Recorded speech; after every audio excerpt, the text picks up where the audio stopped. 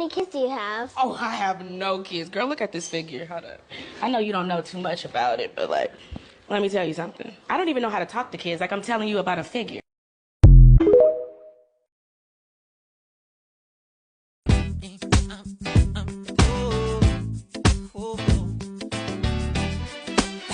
I wasn't gonna have kids the day my mama died. It was like a light switch.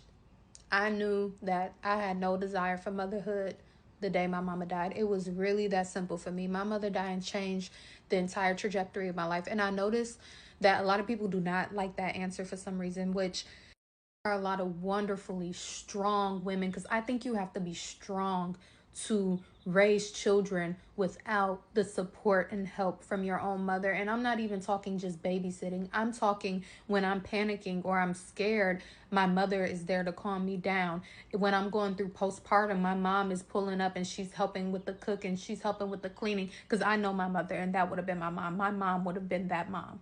And once she died, I just didn't see it any other way. And people are like, oh, well, if you have a great partner, you have a great partner. I have a wonderful husband, but my husband is not my mom. My husband is not my mom. And what really solidifies it for me is when I see videos on this wonderful app, and they're beautiful videos, but when I see videos of women who have just had their children and their mother comes into the hospital room, and their mother is so happy and she's emotional because her baby just had a baby. I watch those videos and I'm like, dang, I can't. I got cheated out of that experience and I don't want to do it. That's it. People always thought I would change my mind on that. And there's still time, but my mother's been dead 10 years and I have not changed my mind on that. I feel very strongly about it. I think that when my mother died, it just changed everything. It changed my wants. It changed my desires. It changed my needs as a person. And I think that as an observant person, I see the difference between the motherhood experience for women who have present mothers who are there and available to support them, and the women who do not have that. And they are very different experiences from what I can observe. And it's just not something I want to do without my own mama. I miss her, I love her, and I'm okay. I'm okay. A lot of people have been asking about an update on getting my tube tied, and there really isn't one. No hormonal changes, no weight gain. My period is exactly the same, and it's been over a year, and I'm not pregnant. So I'd say that it has definitely worked for me so far. It's been amazing.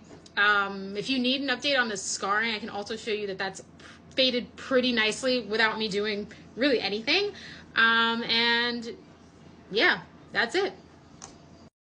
Selfish our generation of women are who've decided to not have children. So earlier this year, I was in Paris, and for this specific trip, because I went to Paris a few times this year, but this one, it was in the summer and it was so hot. I was at the Louvre and I needed to sit down and just chill out, and the only bench that was available in the shade was next to this woman with this huge white dog. So I asked her if I could sit down. She says yes, and we just get talking. So she asked me, like, what brings you to Paris? And I tell her, like, I'm a travel creator, I'm American, and I go different places and create content about different destinations. So then she started asking me, different questions, like, how does it work? And, like, how did I even get into this? And it was fine. Like, it was a casual conversation. People ask me this all the time. Then she tells me that she was sitting on the bench because her family was in the Louvre and, they couldn't bring the dog in. So she was like, okay, I'll just sit out here. And she decided to be a mom pretty young. So she had 2 kids and she never really traveled as much as she wanted to. The time that she had kids, everyone else had kids. So it seemed like it was, the right thing to do. She was like, now that she's older, like she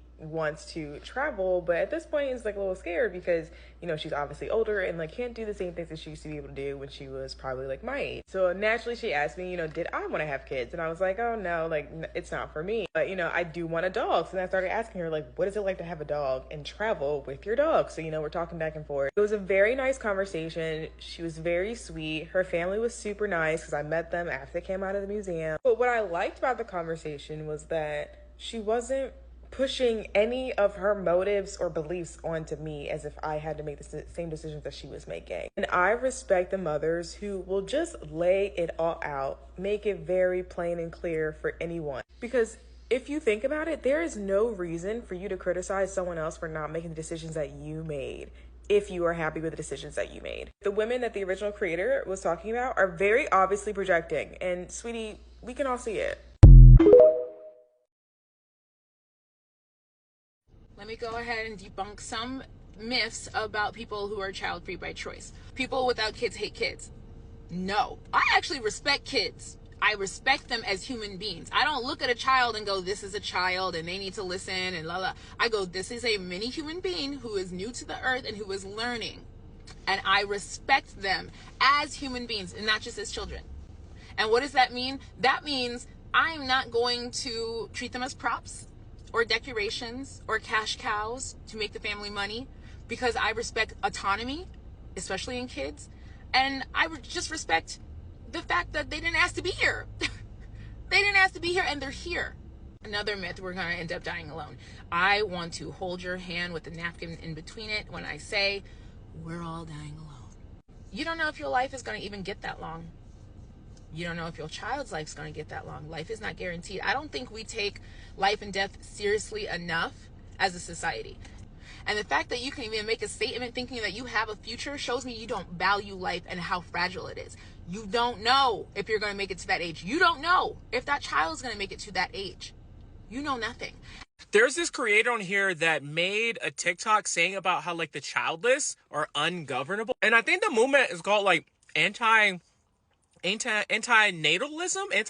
I think that's what it's called. And him talking about like how basically once you have kids, you can't take financial risks, you can't do what you want, you can't be who you want, because everything you have to like think about the kids. And it reminds me of this time when I was in my early 20s. I had a boss who once like walked in and there was like a group of salespeople in a room.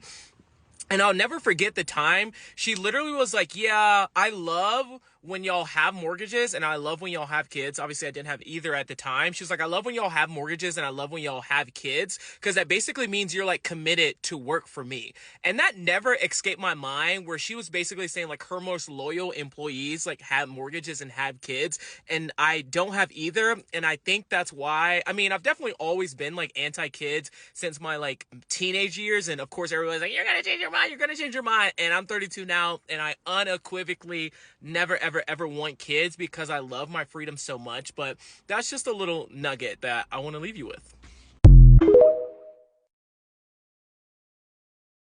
And nobody talks about that the older you get with being child free, you start to really see that shit for what the fuck it's for.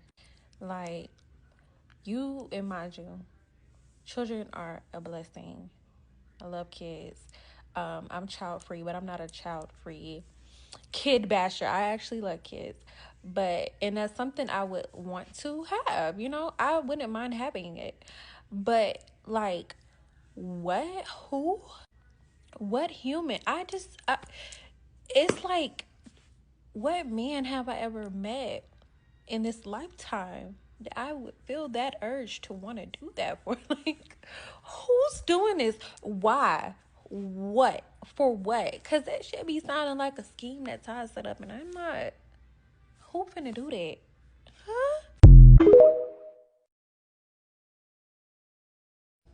If you don't have kids and you're in your 30s, listen up.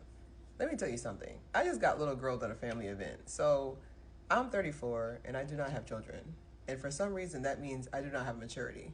Like, my issue is the narcissism of these parents. Like, literally, it's like nothing you're doing can match them having kids. Nothing you can do. Nothing you're doing.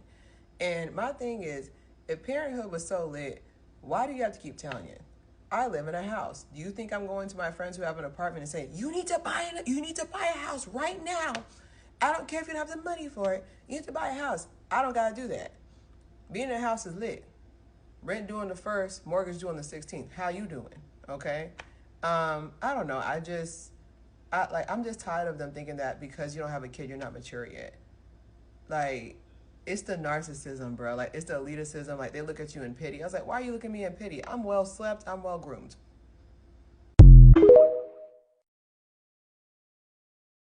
Thank you so much for leaving this comment, and I would like to reply.